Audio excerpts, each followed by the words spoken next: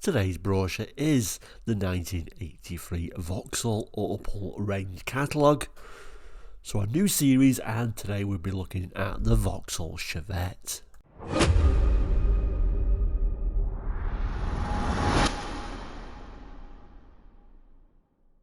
Yes, today we'll be looking at the Vauxhall Chevette. Hello and welcome back. Now if you're new to Course Like, we're a car brochure channel looking at car brochures like the Vauxhall Chevette. Regulars will know we've looked at quite a few Vauxhalls over the years. The last Vauxhall brochure we looked at was this Vauxhall range for 1967, so we went back quite some time ago, and what an interesting range of cars it was back then. Of course, rust was a huge issue for Vauxhall. Moving on, we've also looked at how in the UK both Vauxhall and Opel were selling their cars in separate dealerships in the UK, which really made no sense. Basically a badge engineered same car in two separate dealerships, which was crazy. Now in this brochure for 1983, Vauxhall Opel have kind of like sorted themselves out and said, hey, this really is silly. And we've got some Vauxhalls and some Opel badge cars all being sold in the same dealership, which really made more sense. Anyway, today we're going to be looking at the Vauxhall Chevette. Let's just have a quick look at the brochure. So here is today's brochure, or catalogue if you prefer. So the Vauxhall Opel range catalogue. Nice little images on front. Let's just zoom in on the front there. A few of the cars, I'm sure a lot of memories come back when you see that image. Notice, no, there's no picture of the Chevette on the front cover, almost like a little bit embarrassed by that. I don't know why that's not there.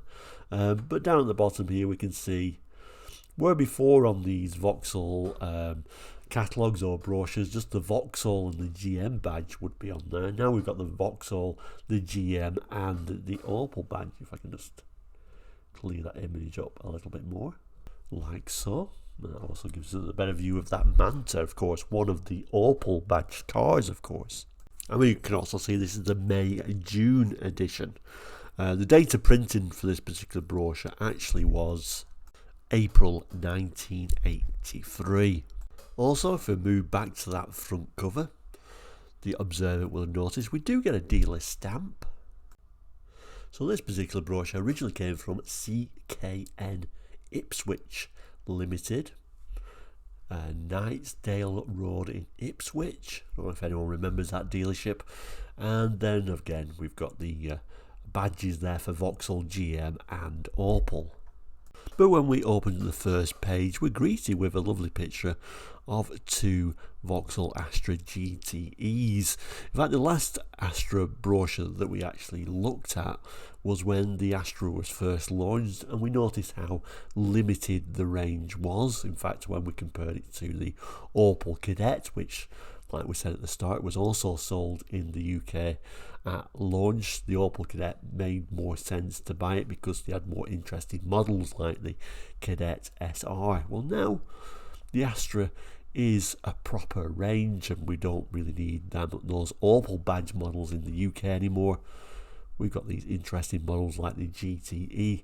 We'll certainly be looking at the GTE and the Astra in the next episode. We also get the contents page as well here, just to remind us what the Vauxhall range was in 1983. So the Chevette, which we'll be looking at today, the Astra, the Cavalier, the Manta, the Colton, the Senator and the Monza. And we'll certainly talk about how some of these are now badged Vauxhall, of course, like the Chevette we're looking at today, and others have reverted to use the Opel name like the Manta. Anyway, we'll have to get on with this, so let's move straight to the first model in the range for the Chevette. So when we turn to the first page proper, as in how the range starts, we're greeted by the Chevette, the big value car. Notice how we don't have a small hatchback here. This is your base model Vauxhall at this time, although you don't have to wait much longer.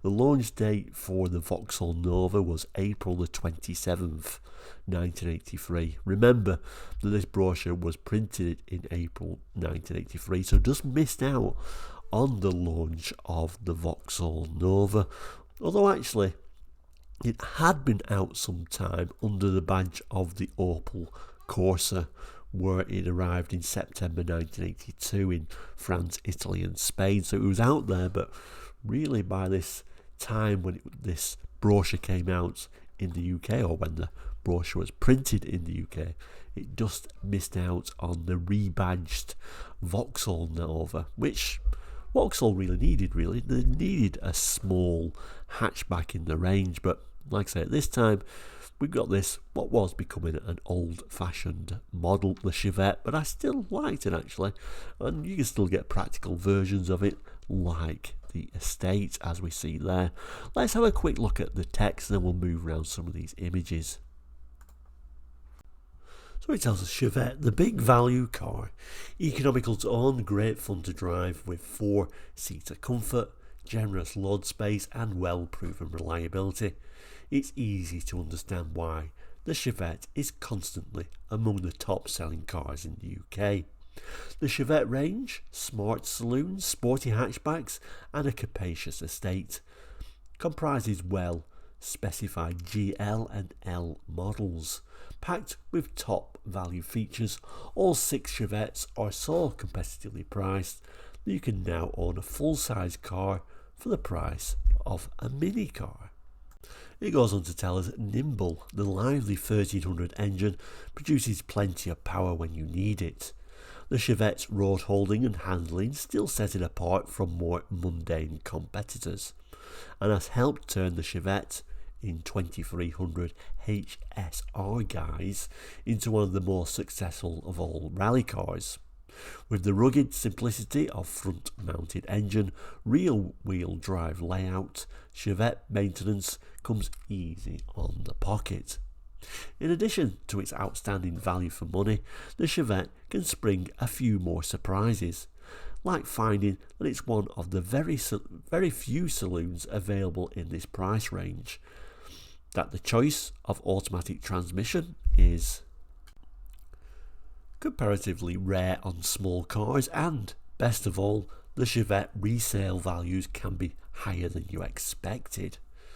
Rather unusual little image here. Main illustrations, this Chevette GL 4-door saloon in carmine red with dark grey dapple velour cloth trim. Let's have a look at that one. And here is that carmine red Chevette GL saloon, the top of the range model with these very unusual wheel trims. The scene is very unusual too. Somebody loading a gun there, somebody shooting in the background, and I think this here is probably shooting some clay pigeon, I think. But whereabouts is this in the UK? Anyone know? Very strange scene overall though. The other images, another unusual image, and then if we just move the camera down a bit, we get the look at the seats on this yellow example, proudly showing some nice head restraints, which is nice. Moving down, we get the hatch, and then we have a look on the inside of the GL version before looking at a very practical metallic green Estate. I always thought the Estate was a good buy, you know, bit of a load lugger, but not at a silly price. We've also got for this brochure, so we also get this sort of separate little fold out leaflet for the Vauxhall Opel colours and trims for 1983, actually May-June 1983. So at the end there, we'll certainly cast our eye over some of the lovely Vauxhall colours, and I think it was a really nice colour range actually Vauxhall came out with in 83. So turning the page, rather unusually in this brochure, rather going from the base model up, they decided to do it the opposite way around. So they're showing the top of the range Chevette GL here, shown as a hatchback, but you could get it as a saloon as well. Shown here in Jamaica yellow. We'll get a better look at that in a moment. We'll read the text first. So the Chevette GL, a lot of luxury at an economical price, spells out the philosophy behind the GL models. And a Chevette GL is full of nice touches, like the luxury feel and appearance of the dapple velour trim. How lovely. And the doors with cloth inserts, plus a carpeted lower section to ward off unsightly scuff marks. Front seat head restraints adjust for both height and angle, and the seat backs too are infinitely adjustable for recline angle. The neat, sensible arranged instrument console is flanked by the push-button radio and the controls for the versatile heating and ventilation system. With its centre-mounted cold air vents and side window demist vents, it's easy to have warmth at foot level and cool air at head height. And it shows us our standard features, so laminated front screen, dapple velour cloth trim, push button radio, front door pockets, centre console, cigar lighter, hinged rear load cover, hatch, opening rear quarter vents, hatch, distinctive wheel trims, body side protected mouldings, servo assisted brakes and front discs. So we get a nice little country scene. They're having a little bit of lunch by the looks of it. Let's zoom in on the car though. Fortunately, we do get it falling on a crease, unfortunately, so apologies for that. So we do get a little bit of an unusual froggy image. But we notice, of course, by this late stage, the Chevette has got these sort of smooth headlights rather than them being indented in. We had a nice sort of rubbing strip going down the side. These unusual wheel trims on the GL model, like I talked about earlier. But like I say, we do get head restraints. So I think this Chevette GL was certainly good value for money for what you got. This one here is showing what is my favourite colour actually for the Chevette, Jamaica yellow. Somehow it just seems to suit it. The smaller image, before we go to the smaller images, does anyone actually know this scene and where it actually could be? If I just zoom in on the sign, that may be a clue, I don't know. Accommodation available. Proprietors D. Mark Thompson at this time in 1983, but yeah, I wonder where this particular view is. Like I say, going to the images, we get another little bit of a sign telling us, Bolton Abbey, there we go. Interesting. Yeah, so we got a little open sign there is the car. Interior shots, seats don't look bad for what is a basic car. And then moving on the crease here, I'll just fold that back a second. A couple of people sitting on this brand new car, I don't know if that's approved. And then the interior there, a little GL badge, just reminding you as you're driving down the road that you've decided to buy the top of the range Chevette. So moving on, and we're going to turn the page, we're going to obviously go down the range. So turn the page, we actually move down the range, like I say, to the Chevette L. And now we can get it as both a 2-door saloon, a 4-door saloon, a 3-door hatch, or a 3-door estate. Always a 1300 engine though with the Chevette. Car down the bottom in this rather lovely shade of silver green metallic, very nice. I think I probably would have picked the Chevette estate if I had a choice. I've never liked the idea of a 3-door estate, it always seems a very weird idea to me, but still, for the price, a very practical vehicle. Anyway, again, let's have a look at the text and then we'll come back to these images. So it tells us there's lots of refinement packed into the sturdy Chevette L saloons, hatch and estate, and the same engineering excellence is there whichever body style you prefer, all honed to a high stage of reliability through years of progressive development. The saloon is just over 13.5 feet long with a vast 14.3 cubic foot boot. Sporty. The sporty hatch is slightly more compact, making it easy to slot into the tighter spots without drama. And like the estate, it has the versatility of load seating space with its fold-down rear seat. Up to 39.6 cubic feet of usable load space makes the Chevette estate one of the roomiest of its class. With its there-to-see value, the Chevette L extends the economy theme, first with its remarkable low price, then its infrequent maintenance needs. New, simplified servicing requirements can cut costs by up to 30% a year for the average mileage private motorist. Then it gives the standard features for the L model, so we still get a push-button radio, laminated front screen, Donegal tweed cloth trim, reclining front seats, quartz clock, driver's door pockets, vanity mirror, hazard warning flashers, dipping rear view mirror, electric screen wash and intermittent wiper action, heated rear window and reversing light. So you may as well have gone for the L. The only thing that's really missing at first glance is those head restraints really. So there is our lovely practical estate version of the Chevette. This particular scene is actually at some kind of like steam rally. And then the writing on this steam engine, it looks like RN Parrot, Freshing something, Brandon. No doubt this will probably still be around today, as them things really last forever. Other images are showing the interior on the L with those cheaper seats and no head restraints. Another unusual image, the Chevette L 2-door saloon. I somehow kind of like prefer the sort of standard, more basic look of the wheels without the wheel trims, I must admit, for the L. A little bit of a look at the door card and those handy door pockets. Map itself, hard to read, looks like Malum. Little image of a blue hatchback, so it looks lovely. And then the final image is the booted area of the saloon. So moving on to those last pages then. On this first page we can see like a list. There are all the features and comparing the interior and exterior between the L and the GL. Although on the second page there's the full specifications, and basically it tells you much easier to tell the differences really between the L and the GL. So I think we'll skip this page, which is kind of like would have been or as this particular model got this, and move to the second page, which kind of like shows it in a better format for a video. So the specs page starts off with a bit of a reminder that we've only got one engine choice, called the 1300, or in fact a 1256cc OHV 4-cylinder engine, 57 PS at 5400 RPM, torque max 66.4 pound-foot at 2600 RPM. Tells us we get a manual choke with that.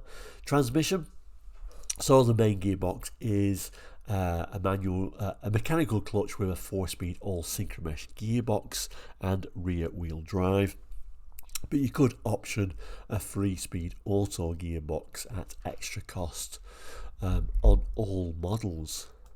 Then tells you about the gear ratios before moving on to the suspension. So front is independent coil springs with anti-roll bar, rear is live axle with coil springs controlled by torque tube, 2 trailing arms and panhard rod.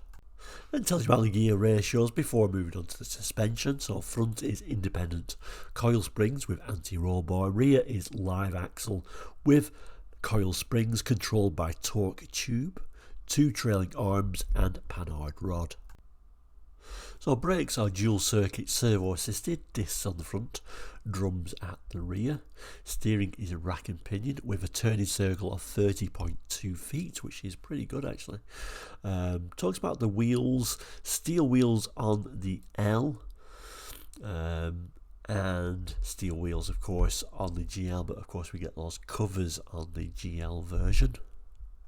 Electric, we get a 12-volt system. Talks about the fuel capacities and the body being all steel body with extensive anti-corrosion protection. Certainly a lot better than those cars in '67 which had all sorts of rust issues. I can't remember too well how good the Chevette was at resisting rust. I don't think it was too bad, to be honest. I certainly don't remember seeing more rust on a Chevette than other cars at that time period anyway. It goes on to tell us we get safety crumple zones, front and rear, rigid passenger safety cell, single key operated locks and ignition, burst proof door locks, child proof rear door locks on 4-door saloons, tailgate assist struts on hatch and estate, and driver's door mirror, chromium plated bumpers. Which actually for 1983 was quite late, wasn't it, to still have those chromium plated bumpers. Then gives us the instruments and controls for all the models. So we get a speedometer, odometer, fuel and water temperature gauges, warning lights for alternator, oil pressure, high beam and turn indicators, handbrake on and brake fluid loss, stalk controls for headlamp, dip, flash, horn, turn indicators, 2-speed wipers, and electric screen wash, steering column lock. And then it starts talking about some of the features for the L model. So interior, we get a soft feel steering wheel, front armrest, or rear armrest for the 4-door models, extensive sound insulation, front door courtesy light switches, twin sun visors, fold down rear seat, hatch and estate, and on the outside we get a single coach line, matte black extractor vents, saloon only, and a retractable aerial. And then the GL adds over that L model on the inside with extended colour keying and rear assist straps, and the exterior matte black rear panel with bright surround, distinctive wheel trim. So you didn't get an awful lot, did you, above on the GL? But there was other things, of course, that we mentioned in the main pages there, like those head restraints. So then we get various load capacities and cargo space dimensions, the various curb weights for various different models, colours and trims, which we'll go through with the actual colour chart in a moment so we can get a better look at the colours. And then the options, so we get adjustable front seat head restraints could be added to your L if you wanted as an option, standard of course on the GL. Static rear seat belts, an option for the L and GL. A hinged load area cover, optional for the L, standard for the GL. Transparent removal sunroof is optional on both. Automatic transmission is optional on both the L and GL. Cigar lighter, optional on the L, standard for the GL, and metallic paint, which is optional on them both. We also give this little bit of a chart showing the miles per gallon figures. Obviously they're all using the same engine, of course, so they're very similar figures, although of course with the automatic you do lose a bit, and the estate you actually gain a little bit of fuel economy at 56 miles per hour. But I'll leave that on there. If you do want to pause the screen and have a look at that in more detail, certainly please do. As we move to the colours and trims, so again this is 1983, and actually if I turn the brochure the other way around, we can see, if I zoom in, that actually it's got the same dealership stamp on the price list itself. Just to confirm that this actual paint chart, your colour chart, actually came with the brochure, so the brochure and this colour chart have always been together all its life, which is nice to see. Anyway, let's have a look at those colours. And as I zoom in, we can see what a vast array of colours we get. Now you think, oh, this is just the base model, we won't get many colours on these Chevettes, but actually it's a really good colour choice for the Chevette. Some great colours overall. We'll start with the solid colours over here and see what colours we can get for your Chevette. Okay, so starting at the top here, polar whites you could get for both your L or your GL. They would have come with a red interior. Jamaica yellow was another colour you could get with a beige interior. I think Jamaica yellow actually was probably my favourite colour for the Chevette. I did like it in that colour for some reason. Reed green was another nice colour you could get for your Chevette, and actually that came with a green interior, which would have been a nice choice actually. What else have we got there? So henna red, yes, you get it for your Chevette, and you got a red interior. Moving down, parchment you got with a beige interior. Mocha brown you got with a beige interior as well. Carmine red was another Chevette colour. You got that with a grey black interior for the L, or a dark grey interior for your GL. China blue, yes, another lovely Chevette colour. The L, the inside was grey black. On the GL it would have been dark grey. Now the next colour at this time you couldn't actually get for your Chevette, so black, royal red and Stratos blue you couldn't actually get on your Chevette. And if you notice the colours overall, it was kind of like the brighter colours were kind of like Chevette colours, the sort of more cheery sort of colours, really dictating the type of car it was. Moving to the metallics, Now, of course, with the metallic colours, you did have to pay extra for your metallics, and for the Chevette, there weren't as many metallics as solids, actually. So, white, gold, opal green, astro silver, and carnelian red.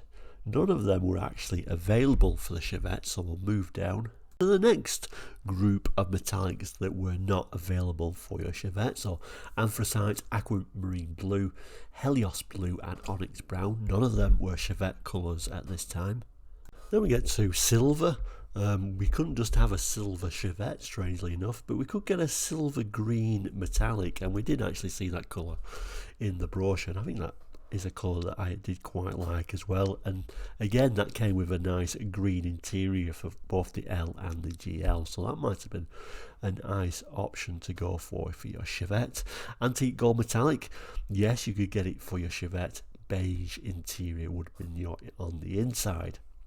Another colour you could get for your Chevette was sapphire blue metallic. Now, you got a grey black interior on the L and a dark grey interior if you went for your GL. Moving on to your final couple of colours there. So light blue metallic was again a Chevette colour. Grey black would have on the inside for your L. Dark grey interior for your GL.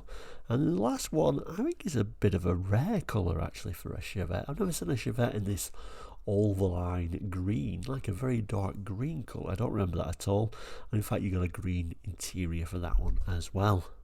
And then we'll just end by having a look at what your interior may have looked like, whether it was red, beige or grey black, or indeed that final one being green. This is Donegal tweed cloth, which is what you would have got in your Chevette L. Now if you moved up to the GL, you would have moved up to a nicer interior of dapple velour cloth. And again, you can see the different colours there, so red, beige, green and dark grey, depending on your exterior colour.